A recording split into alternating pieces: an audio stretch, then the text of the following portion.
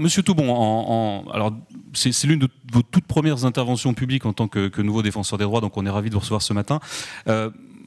En introduction quand même, il faut que vous nous rappeliez en quelques mots qu'est-ce que c'est que le défenseur des droits, et puis que vous nous disiez, parce qu'on s'était habitué à la HALD, alors on sait que la HALD a disparu, enfin a été intégrée au sein du défenseur des droits, donc il faut que vous nous disiez un tout petit mot de l'institution que vous dirigez, et puis que vous nous disiez aussi, en matière de discrimination, je crois savoir que celles qui sont liées à l'emploi sont très majoritaires, il faut que vous nous donniez quelques chiffres en la matière.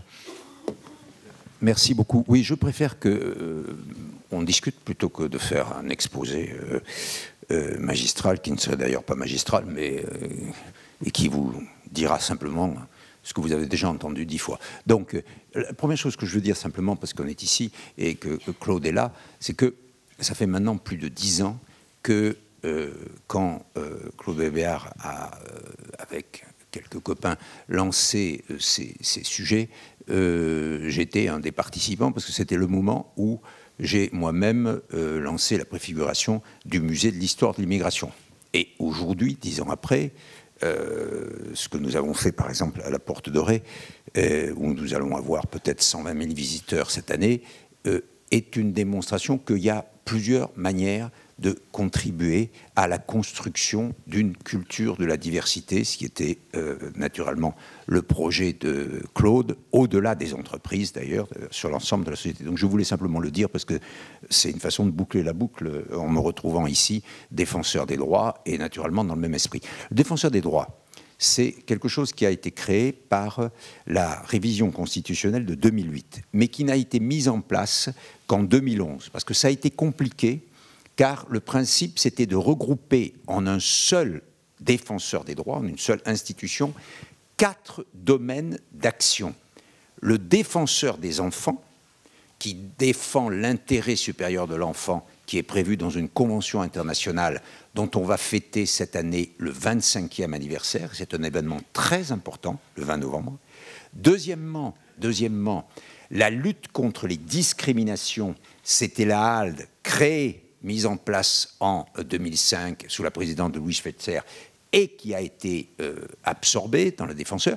Troisièmement, la déontologie de la sécurité. Il y avait depuis 1996 une commission nationale de la déontologie de la sécurité, c'est-à-dire en fait du comportement des forces de sécurité, policiers, gendarmes, etc., vis-à-vis du public.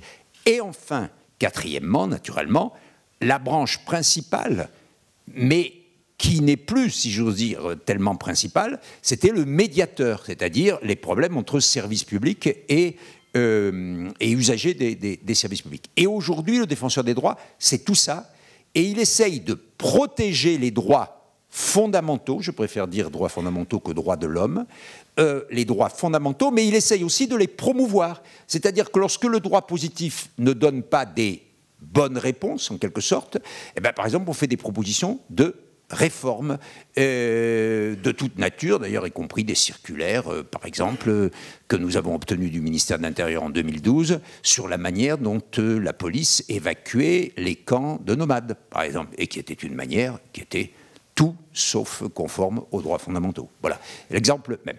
Alors, à partir de là, moi je voudrais commencer simplement à répondre à la question qui a été posée tout à l'heure par la juriste d'AXA. Je ne sais pas du tout. Elle a dit quel est le problème. Je ne peux pas répondre quel est le problème. Mais en revanche, je peux dire il y a une solution. Et je me dis qu'après tout, ne perdons pas de temps à savoir quels sont les problèmes, essayons peut-être de trouver des solutions. Et la solution, c'est ce qu'on appelle la jurisprudence Airbus. La jurisprudence Airbus, c'est un arrêt de la Cour de cassation de décembre 2012 qui a reconnu la recevabilité des analyses patronymiques. Qu'est-ce que c'était? Problème de recrutement à Airbus. On dit, manifestement, le recrutement est orienté. Et certains disent, il est discriminatoire. Qu'est-ce qui se passe? La HALD fait un travail et fait des comparaisons par les noms des gens qui sont recrutés et les noms de ceux qui ne sont pas recrutés. Une analyse patronymique. Bon. Mais l'affaire était plus importante. Elle a été envoyée devant les tribunaux. La Cour d'appel de Toulouse a décidé qu'il y avait effectivement discrimination et a condamné Airbus. Et la Cour de cassation, saisie naturellement par Airbus, a confirmé que la base de l'étude, c'est-à-dire notre étude à nous et la base de la décision, les analyses patronymiques, étaient valables. Donc je dis simplement que c'est un exemple de ce que, je voudrais dire juste ce matin, que par le droit, tel que nous, le défenseur des droits, nous le mettons en œuvre. Bon. Et plus que lutte contre les discriminations, parce que je crois que ça dit mieux ce que nous faisons, ce que nous voulons faire, moi je parle toujours de la marche à l'égalité, pas la marche de l'égalité de 1983, la marche à l'égalité de 1982, la marche à l'égalité. C'est-à-dire une attitude qui permet, à partir des constructions de la loi, aujourd'hui il y a 21 cas légaux de discrimination. Le dernier qui a été introduit l'an passé dans la loi sur la politique de la ville, c'est la discrimination par l'origine géographique. C'est-à-dire, parce que je suis dans un quartier ségrégué, je n'ai pas les mêmes prestations et je n'ai pas finalement les mêmes droits que... Bon, ça va donc au-delà et comme Gilles Kepel l'a très bien expliqué, Marianne Valfort aussi, c'est ça la réalité aujourd'hui. Et c'est pour ça que ce critère est très intéressant. Donc, on parle des solutions. Et je pense que, mais nous allons au-delà du droit, nous faisons aussi des choses pratiques, des choses éducatives. Et je renvoie par exemple à un document qui a été fait en 2012, à la fois par la CNIL et par le Défenseur des droits, avec d'ailleurs le financement du programme Progress de la Commission européenne. C'est le guide de l'égalité des chances. Enfin, c'est pas tout à fait comme ça, c'est plus long que ça, mais ça veut dire ça. Il y a 25 fiches thématiques dans ce guide, et j'invite vraiment les entreprises qui sont ici à en prendre connaissance, et qui expliquent comment on peut faire pour mesurer, pour déduire de ces mesures un certain nombre de situations, et éventuellement ensuite, d'ailleurs, en tirer soit des conséquences comportementales pour les managers, soit en tirer des conséquences de droit et, par exemple, saisir le défenseur. Alors, voilà. On est complètement au cœur des sujets qu'on a évoqués ce matin. Le rapport de la commission Chaussat, dont vous avez le résumé sous les yeux, propose, dans sa première proposition, c'est permettre la mesure des discriminations, enfin la mesure ethnico-raciale pour justement mesurer les discriminations liées à l'origine. Est-ce que vous nous dites, au travers de ce que vous venez de nous dire et en parlant aussi des patronymes, est-ce que vous nous dites que finalement tout existe et qu'on a besoin de ne rien changer parce que finalement par des biais divers et autres, on arrive à mesurer la discrimination liée à l'origine, ou est-ce que cette idée qu'il faudrait permettre véritablement de mesurer la discrimination ethnico-raciale, est-ce que c'est une mesure que vous portez ? Ce que je dis, c'est que les propositions que fait l'Institut Montaigne et que vous publiez aujourd'hui, de rapport donc Jean-Louis Chaussat, sont bonnes. Parce que c'est des propositions qui, en fait, font appel à ce qui, aujourd'hui, 10 ans après les initiatives de Claude Bébéar, manque le plus, c'est la volonté. La volonté politique, ça on peut en parler 10 fois, on verra bien, mais c'est pas le sujet. La volonté des chefs d'entreprise et la volonté des entreprises. Ce que je veux dire, c'est qu'il ne faut pas se dire, il n'y a pas de mesure ethno-raciale, il n'y a pas de statistiques ethniques, etc., alors ça nous empêche de... Non, pas du tout. Ce qui nous empêche de, c'est la volonté qui s'est, disons, affadie. Je ne dis pas qu'elle n'existe plus. Elle s'est affadie, elle s'est affaiblie. La volonté de construire des actions positives à partir de la recherche de l'égalité des chances et avec un certain nombre d'éléments dont on dispose. Et ce qui est intéressant dans les premières propositions qui sont faites, c'est qu'elles disent aux chefs d'entreprise, utilisez les choses, faites faire des déclarations par votre personnel. Elles disent, vous avez des éléments. Et c'est exactement ce que nous disons, nous. Nous, je rappelle qu'un seul pays en Europe fait des statistiques ethno-raciales, c'est la Grande-Bretagne. Hein, et que après, les exemples sont tous États-Unis, Canada, etc. C'est légèrement de l'autre côté de l'Atlantique, hein, je me permets de le dire. Bon, juste parce que moi, je veux bien la mondialisation, mais il y a aussi un certain nombre de questions qui tiennent aux caractéristiques culturelles ou juridiques.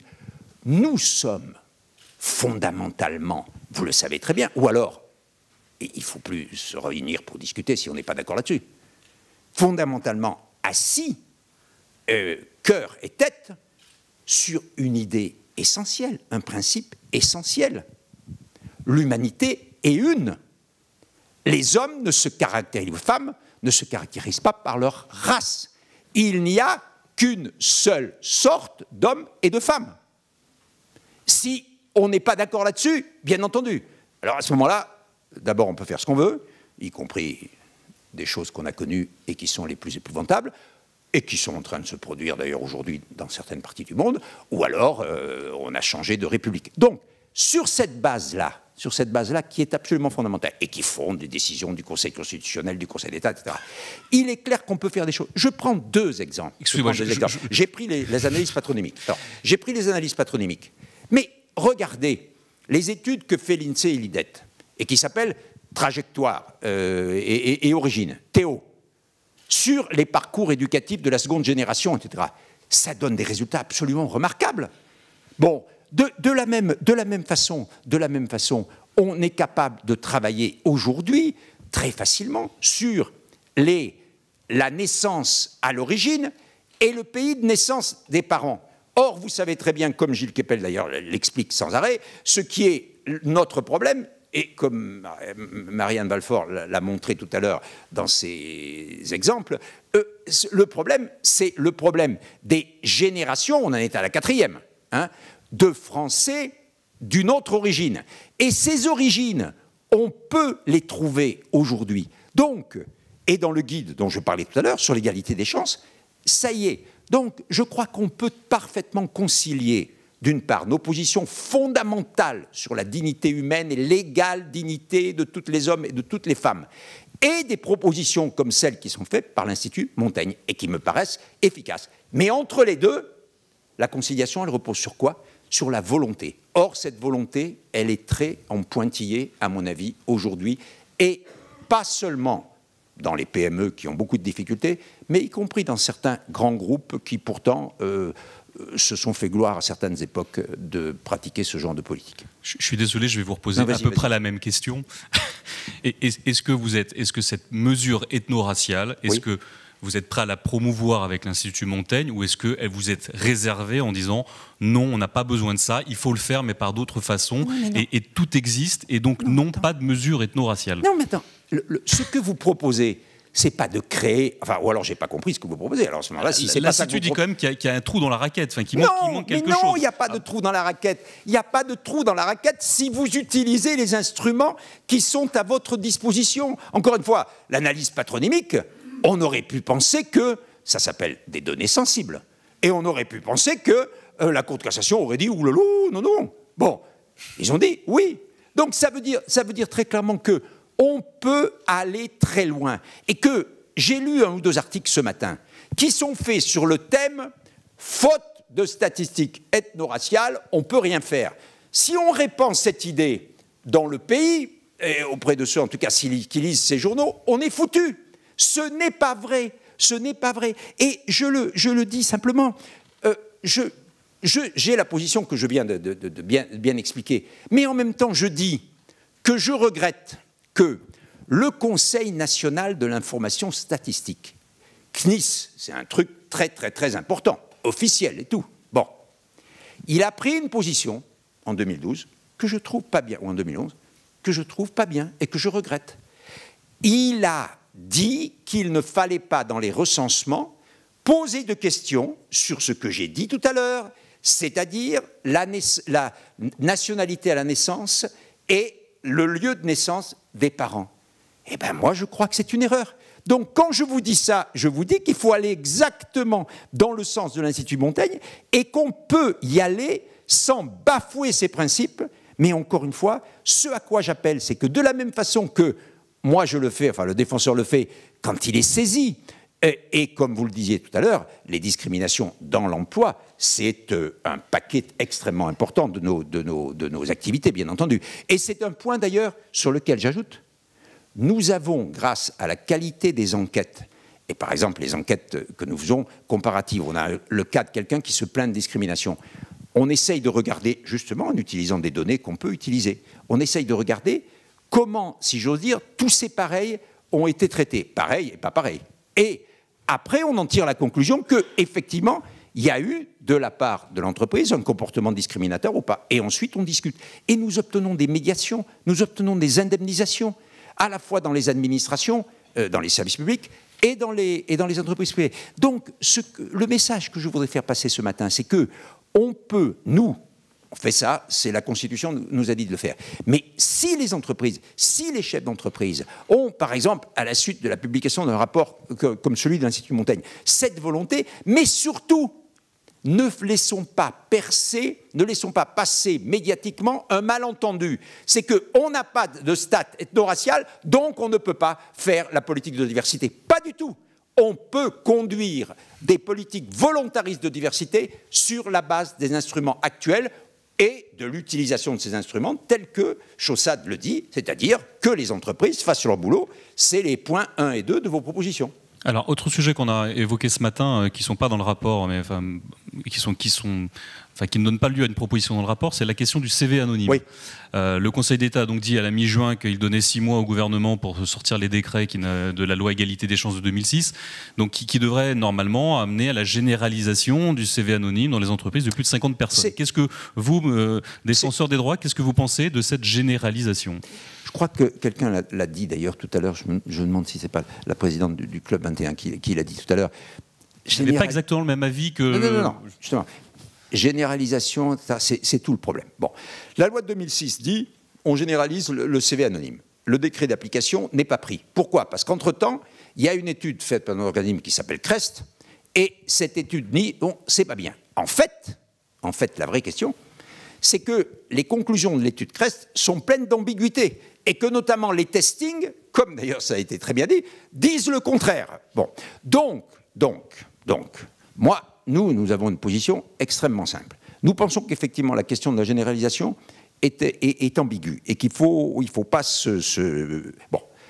il faut étudier davantage la question. Pôle emploi a une étude en cours aujourd'hui, mais pour quand ? Enfin, elle sortira quand ? Je n'en sais rien, mais Pôle emploi a une nouvelle étude. Bien. Le gouvernement a 6 mois, selon l'injonction du Conseil d'État, pour mettre en place ce décret. Bon, et naturellement, ça ne va pas se faire, il y a déjà 2 mois passés, ça ne va pas se faire demain matin. Mais c'est une occasion, naturellement, pour les plus grands esprits et pour les plus grandes autorités de réfléchir à cette question. Parce que nous, c'est ça notre position, nous pensons que il faut bien comprendre que vous avez ce matin, et notamment dans la thèse que certains défendent ici, faute de visibilité, on ne peut pas faire de politique de diversité. Eh bien, le CV anonyme, c'est un élément d'invisibilité qui, donc, peut, dans cette conception, se retourner contre l'idée d'avoir des instruments pour une politique de diversité. Donc, pour toutes ces raisons, pour toutes ces incertitudes, nous pensons qu'il ne faudrait pas, et moi je pense, je peux m'engager personnellement, je pense, mais ce n'est pas une question que nous avons à traiter, je dirais, puisque la loi n'est pas appliquée. Donc, le jour où il y aura un décret d'application, on l'appliquera. Mais pour l'instant... Donc, nous pensons que, effectivement, la bonne idée, ce n'est pas la généralisation. C'est que le CV anonyme puisse être effectivement utilisé dans certaines circonstances pour certains recrutements, mais en même temps que d'autres instruments. Et il y a des instruments très efficaces. La méthode des habiletés, c'est-à-dire la simulation. Vous mettez un demandeur d'emploi en simulation dans un emploi. C'est ce que fait Pôle emploi. Enfin, la NPE l'a inventé et le fait Pôle emploi. Vous avez aussi la méthode des recrutements sans CV. La PEC a lancé cette affaire. Vous avez aussi les CV citoyens. Et je pense que, par exemple, le Club 21 pourrait développer ça. Parce que ça consiste à dire...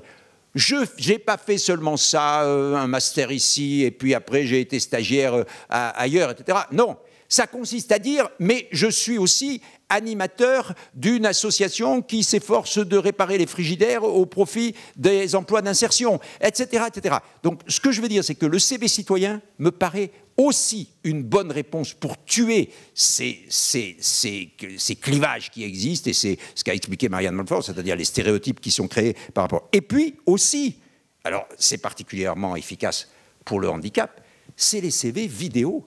C'est-à-dire que quand on voit quelqu'un qui est dans une chaise roulante et qui est autant capable que tout autre de faire le boulot, on a une autre idée que lorsque on écrit sur le papier qu'il est bénéficiaire de la hache. ce qui évidemment pose des problèmes aux recruteurs. Donc, je dirais que, oui, s'il est utilisé, non pas systématiquement et de manière généralisée, mais à l'intérieur d'un ensemble de techniques raffinées, je pourrais dire comme ça, raffinées, de recrutement, qui permettent d'appréhender ce que sont exactement les individus et de ne pas s'en tenir seulement aux représentations qu'on peut en avoir. Alors, on avait promis une ou deux questions de la salle. Est-ce que parmi vous, vous avez des questions à poser à M. Toubon? Vous êtes intimidant, M. Toubon. Il y a une étude, j'ajoute, vous êtes sûrement au courant, là va sortir une étude Eval qui est sur les grandes entreprises, qui a été faite et dont les résultats vont tomber, m'a-t-on dit, à l'automne. Donc il faudra voir. C'est sûr, justement, aussi l'intérêt ou pas de la généralisation. Monsieur, question courte, s'il vous plaît. Oui. Moi, je pense qu'il y a besoin d'une mesure. Est-ce que vous pouvez juste nous dire qui vous êtes? Ah oui, je suis Patrick Petit-Belleville et je suis responsable des achats chez GDF Suez. Moi, je pense qu'il y a besoin d'une mesure. Je pense que le lieu de naissance des parents des collaborateurs ne figure pas dans les fichiers RH, ni la nationalité à la naissance. Je pense que si on pose ces questions à l'ensemble des collaborateurs, on va avoir des tas de problèmes.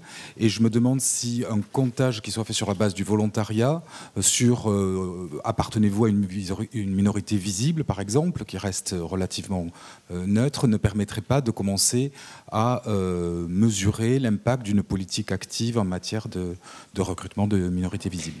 Oui, mais attendez, là, non, mais la question que vous dites, je vais lui demander là où sont nés ses parents, je vais avoir des problèmes si je lui demande. Mais en revanche, je lui dis t'es noir ou t'es jaune, là, j'ai pas de problème. Mais non, attends, c'est pas possible.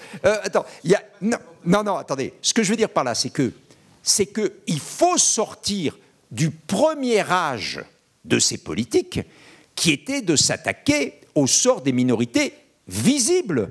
On n'en est plus là aujourd'hui. Et je pense que Marianne Valfort, les études dont elle a parlé, etc., par exemple, font bien un sort à ça.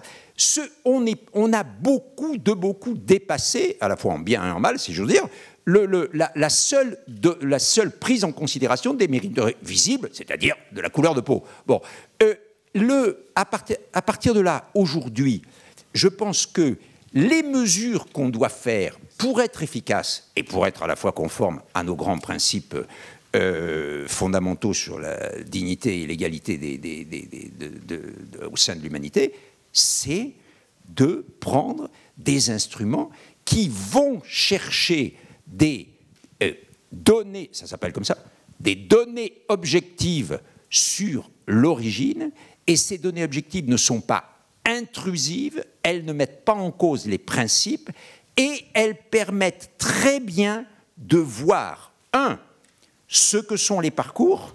Bon, et donc, quand on se situe dans le parcours, par exemple, si je suis un recruteur, qu'est-ce que je vais faire par rapport à ça? C'est la réponse à votre question, enfin la bonne réponse, et pas la mauvaise. Et deuxièmement, c'est quand je suis en face de cette situation, quelle volonté j'y applique ou pas. Et ça, naturellement, ça dépend. Il y a dans beaucoup de grandes entreprises des départements à l'intérieur des RH ou en dehors qui sont sur la diversité, etc.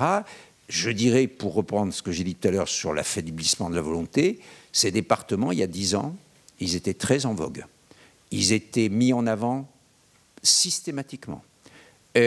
Aujourd'hui, franchement, ils sont quelquefois utilisés un peu comme un argument d'image, mais je suis plus sûr qu'ils aient autant dans les grandes entreprises, dans certaines entreprises, la place qu'ils avaient il y a 10 ou 5 ans. Et ça, c'est très préoccupant. Et ça, c'est la responsabilité de nos grands chefs d'entreprise. C'est pour ça que l'Institut Montaigne, qui est à l'écoute, par définition, du monde des grandes entreprises, peut être extrêmement efficace.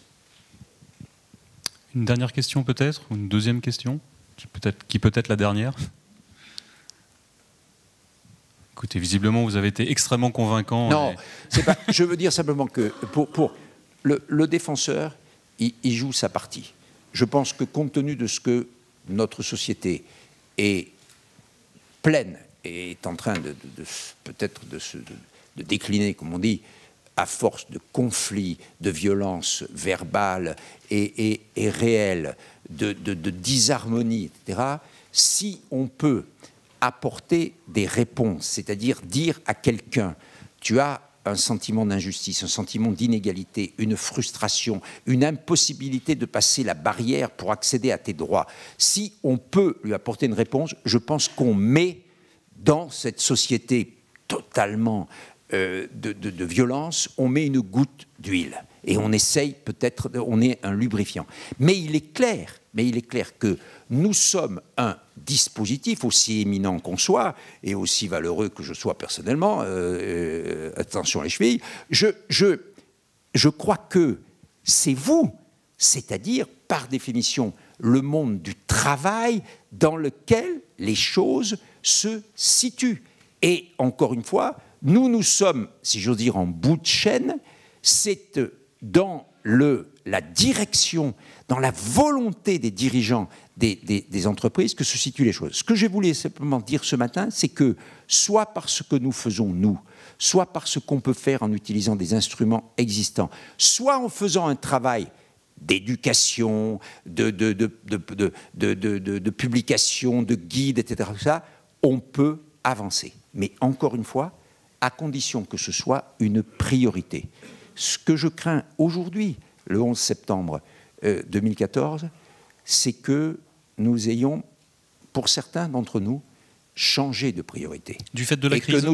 Et que nous soyons plus dans une attitude, pour dire vite, répressive ou curative, que préventive et constructive. Merci, Monsieur Toubon.